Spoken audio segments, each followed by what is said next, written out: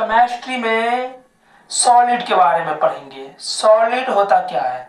बच्चे में हम लोग पढ़ते थे सॉलिड मतलब ठोस होता है, जैसे लोहा हो गया, लकड़ी हो गया, ये सब क्या है? ठोस है, यानी सॉलिड है। तो सॉलिड हम कैसे समझेंगे? सॉलिड है जिसका इंटरमोलिकुलर फोर्सेज आर स्ट्रांग, मतलब आंतरिक जो बल होता है वो क्या मजबूत होना चाहिए, मतलब एक दूसरे से सटा होना चाहिए, गैपिंग नहीं होना चाहिए, तो वो ठोस होता है। तो सिंपल वे में हम यहाँ पे पढ़ने का प्रयास करेंगे और आप लोग मेरे साथ बोर्ड पे देखेंगे जो मैं कैसे लिख रहा हूँ, आप उस पे ध्यान देंगे। तो देखिए, ठोस मतलब solid state, solid state, solid state मतलब क्या होता है? ठोस। तो ये ठोस है, ठोस होता क्या है? तो इसमें क्या होना चाहिए? स्पेस, और क्या होना चाहिए? वॉल्यूम। तो क्या होना चाहिए? डिफिनिट, मतलब स्पेस और वॉल्यूम क्या होना चाहिए? डिफिनिट। उसको क्या बोलेंगे? ठोस। जैसे ये हो गया गोला, ये इसका जो अंतराण्विक बल है ये क्या हो गया? इंटरमोलिकुलर फोर्स है। ये क्या हो गया? इंटरकुलर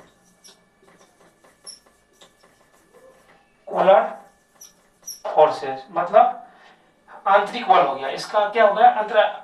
आंतरिक बल हो गया, मतलब अंदर की ताकत क्या है? एक दूसरे से सटे हैं यानी मजबूत है।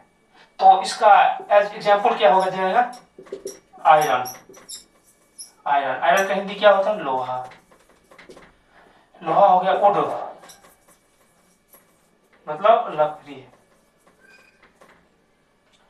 और इसका जो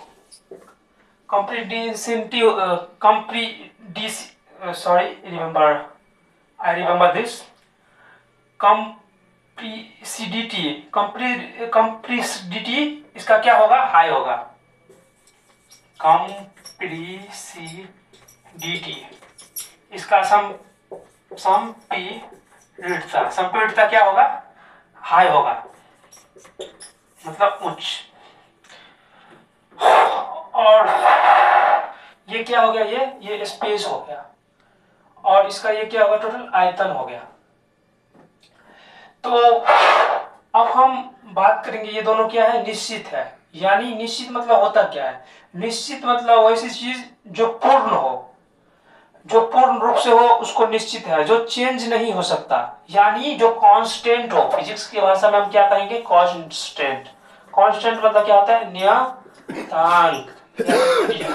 जो चीज क्या हो? कांस्टेंट हो, यानी मतलब चेंज नहीं हो सकता। जैसे हम लिखेंगे मैथ में एक, तो एक ये क्या है? चेंज नहीं हो सकता। जो डिजिट है चेंज नहीं हो सकता। वैसे ही इसका जो स्पेस है वो चेंज नहीं होगा। और जो वॉल्यूम है मतलब आयतन, आयतन वो भी क्या? चेंज नहीं होगा, चेंज नहीं होगा। तो उसको हम क्या बोलेंगे? ठोस। और उसका इंटरमोलिकुलर फोर्सेज आर स्ट्रांग, मतलब अंदर की जो अंतराण्विक बल होता है वो क्या होता है? मजबूत होता है, एक दूसरे से सटे हुए रहता है, जिसमें थोड़ा भी स्पेस नहीं होता है। उसको हम क्या बोलते हैं? ठोस। कंप्रेसिडिटी क्या होता है? उसका हाई होता है, संपीड़ितता। तो उसको हम क्या बोलेंगे? सॉलिड। तो वैसे में क्या आ गया? आयरन। तो हम लोहा जैसे ये लिखे लोहा, तो इसका परमाणु संख्या क्या होता है? Fe। ये क्या हो गया? इसका सैम्बोल क्या हो गया? सैम्बोल, सैम्बोल हो गया, यानी संकेत या प्रतीक। और इसका जो परमाणु संख्या है, एटॉमिक नंबर, वो क्या होगा? 26। एटॉमिक नंबर, एटॉमिक नंबर 26 हो गया। अब ये हम बात करेंगे आगे, किस चीज पे हम बात करेंगे? तो लिक्विड पे बात करेंगे।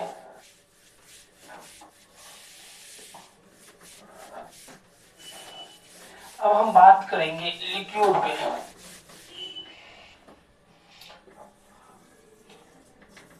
लिक्विड स्टेट, लिक्विड मतलब क्या होता है? द्रव अवस्था, द्रव अवस्था। अब देखिए दोस्तों, द्रव क्या होता है?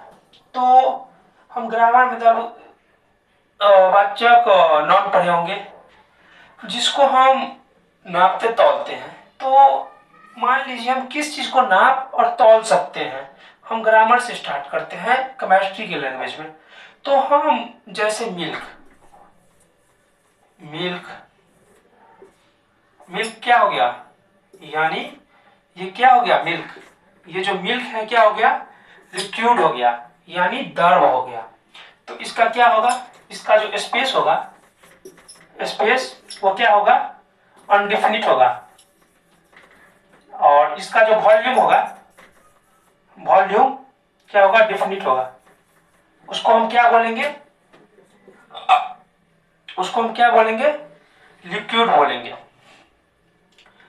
और इसका जो इंटरमोलिकुलर फोर्सेज होगा वो क्या होगा, मीडियम होगा, न तो ज्यादा स्ट्रांग होगा और न ही ज्यादा वीक होगा। ठीक है, इंटरमोलिकुलर फोर्सेज होगा, फोर्सेज क्या होगा, मीडियम, मिड, यानी मीडियम होगा।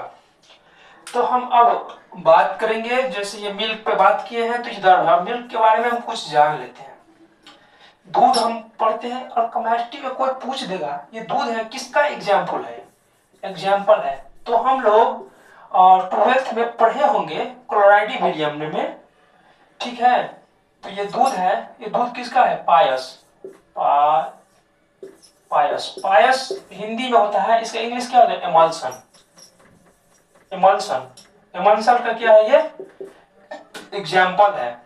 अब कोई पूछ देगा ये दूध, दूध को किससे मापा जाता है, मतलब मापने वाला यंत्र, तो उसको क्या बोलते हैं, लैक्टोमीटर, लैक्टोमीटर। और कोई पूछ देगा दूध का पीएच मान क्या होता है, पोटेंस ऑफ हाइड्रोजन दूध का क्या होता है, तो 6.5। अब कोई पूछ देगा दूध का रंग किस प्रोटीन के कारण उजला होता है, तो क्या लिखेंगे, केसिन प्रोटीन, केसिन प्रोटीन। अब कोई ये भी पूछ देगा, केमिस्ट्री पढ़ रहा है, दूध से दही बनना कौन सा परिवर्तन है, तो दूध से दही बनना कौन सा परिवर्तन है, तो केमिस्ट्री पढ़ रहे हैं तो क्या होगा, केमिकल रिएक्शन। तो हम, और ये यहां से एक और क्वेश्चन भी आ सकता है, दूध से जब दही बनता है तो उसमें कौन जीवाणु पाया जाता है जिसके कारण जमता है दूध से दही, तो लैक्टोबैसिलस, क्या होगा, लैक्टोबैसिलस, लैक्टोबैसिलस। और चलिए ठीक है, हम आगे देखते हैं। ज्यादा अगर लिख देंगे तो माइंड आपका डाइवर्ट हो जाएगा। मैं सोच रहा हूं चीजों को आसानी से बताएं, एक जगह पे बताएं। आप लोग कमेंट नहीं करते हैं इसीलिए अच्छे से नहीं हम बता पा रहे हैं। अगर आप लोग कमेंट कीजिएगा तो हम कोई भी टॉपिक को इतने अच्छे से बता देंगे, जितना मुझे आता है उससे मैं ज्यादा कोशिश करूंगा, क्योंकि मैं अपना कंपेयर किसी दूसरे से नहीं करता हूं और कोई भी व्यक्ति को ना करना चाहिए, क्योंकि every person is unique piece of our earth. तो अब हम बात करेंगे, लिक्विड पढ़ लिए, गैस हम पढ़ेंगे, गैसियस स्टेज। इसका न तो वॉल्यूम न ही स्पेस, दोनों क्या होगा, अनडिफिनिट, मतलब अनिश्चित, उसको हम क्या बोलेंगे, गैस। तो वो गैस हम पढ़ रहे हैं तो गैस में क्या लिख देंगे, ऑक्सीजन, कार्बन मोनोऑक्साइड, गैस का नाम लिख देंगे, नाम से है गैसियस, तो पढ़ने की कोई जरूरत नहीं है। अब हम जैसे ऑक्सीजन, अब ऑक्सीजन के बारे में हम क्या क्या पढ़ सकते हैं केमिस्ट्री में। ऑक्सीजन का खोज किसने किया था, प्रिस्टले, प्रिस्टले। अब हम पूछ देंगे ऑक्सीजन में पर, ऑक्सीजन मतलब O2, ऑक्सीजन का एटॉमिक नंबर क्या है, 8। अब ऑक्सीजन से हम क्या और क्वेश्चन बन सकता है, तो ऑक्सीजन एटमॉस्फेयर में कितना है, तो आपका होगा 21%, क्या है, ऑक्सीजन। और क्वेश्चन ऑक्सीजन से क्या बन सकता है,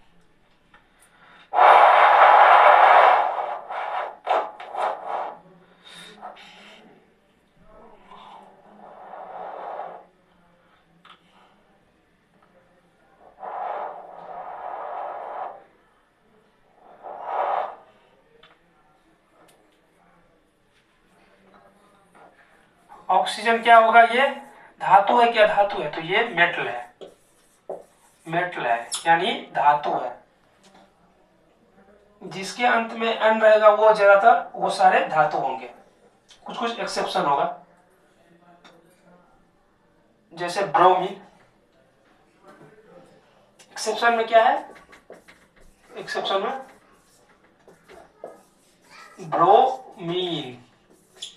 और धातु में क्या है एक्सेप्शन में, पारा।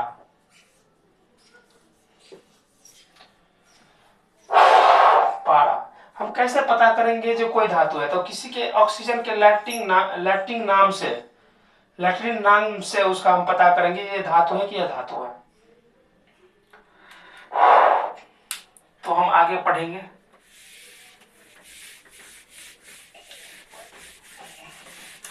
अब हम बात करेंगे प्लाज्मा के ऊपर।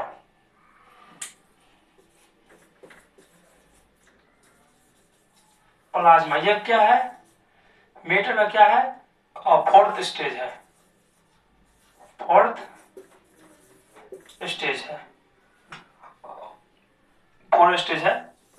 और इसका न आयतन निश्चित होता है न आकार निश्चित होता है, कुछ भी इसका डिफिनिट नहीं होता है, ठीक है। और ये प्लाज्मा,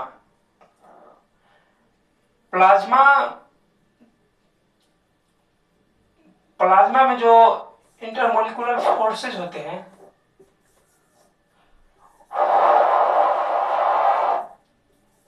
इंटरमोलिकुलर फोर्सेज होते हैं, वो क्या होगा इसमें, तो इसका भी कोई निश्चित नहीं होगा, यानी कुछ भी नहीं होगा। क्योंकि इंटरमोलिकुलर फोर्सेज का क्या मतलब, अर्थ क्या होता है, मीनिंग क्या होता है, इंटर मतलब क्या होता है, मोलिकुलर मतलब क्या होता है, फोर्स मतलब क्या होता है, ऐसे हम तोड़ करके पढ़ेंगे। तो इंटर मतलब क्या होता है, अंदर। मोलिकुलर मतलब क्या होता है, अणु। और फोर्स मतलब क्या होता है, बल। तो ये तीनों को मिला देंगे तो क्या हो जाएगा, आंतरिक बल। उसको क्या बोलेंगे हम, इंटरमोलिकुलर फोर्सेस। तो इसका अर्थ है आंतरिक बल। बल का अर्थ समझिएगा, जैसे बल का डिफिनेशन हम पढ़े होंगे 9th में। बल वह भौतिक कारण है जो किसी वस्तु की विरामावस्था में परिवर्तन लाता है या लाने की चेष्टा करता है, उसको हम बल कहते हैं। तो फोर्स बराबर क्या होता है, फोर्स बराबर ma। तो ये m क्या, ये m क्या हो गया फोर्स, ये m क्या हो गया मास, ये a क्या हो गया एक्सेलरेशन, ठीक है। एक्सेलरेशन मतलब क्या होता है, त्वरण। तो F बराबर ma। तो यानी दोनों चीज मिला करके F, इसका मान क्या होगा, इन दोनों मान के बराबर, या ये दोनों, जैसे हम मैथ में पढ़े होंगे 4 = 4, या ऐसे ये मतलब सेम हो गया, इसको इक्वल, ये समझाने के लिए हम बता रहे हैं। फिर ऐसे पढ़े होंगे 2 + 2 = 4, तो ये 2 ये 4 के बराबर है।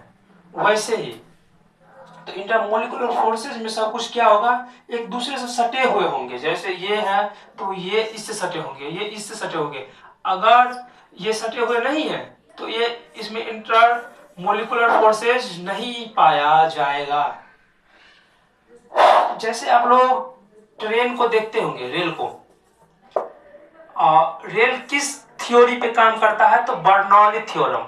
बर्नौली थ्योरम किस थ्योरम पे, बर्नौली थ्योरम पर। जो कोई भी चीज को, जैसे आप पटरी के नजदीक रहते हैं तो कोई एक्सप्रेस ट्रेन खींच लेती है, वो किसके कारण, तो बर्नौली थ्योरम के कारण। चलिए ठीक है, तो हम आगे पढ़ा रहे हैं। अब 5वां अवस्था, जिसका खोज एक भारतीय वैज्ञानिक सत्येंद्र नाथ ने किया था,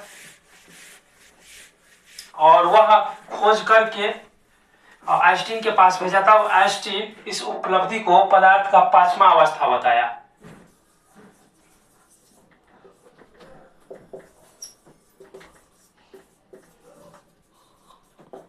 कंडेंसेट, तो ये क्या है, फिफ्थ है।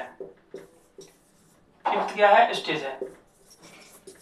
ये पदार्थ का कितना अवस्था है, तो 5वां अवस्था है। कितने ईस्वी में खोजा था सत्येंद्र नाथ ने, एक भारतीय क्या थे, और फिजिक्स के विद्वान थे, फिजिक्सियन साइंटिस्ट थे। 1920 ईस्वी में खोजा था। और यह किसके पास भेजा? तो आइंस्टीन के पास। जो आइंस्टीन क्या दिया है? E बराबर mc²।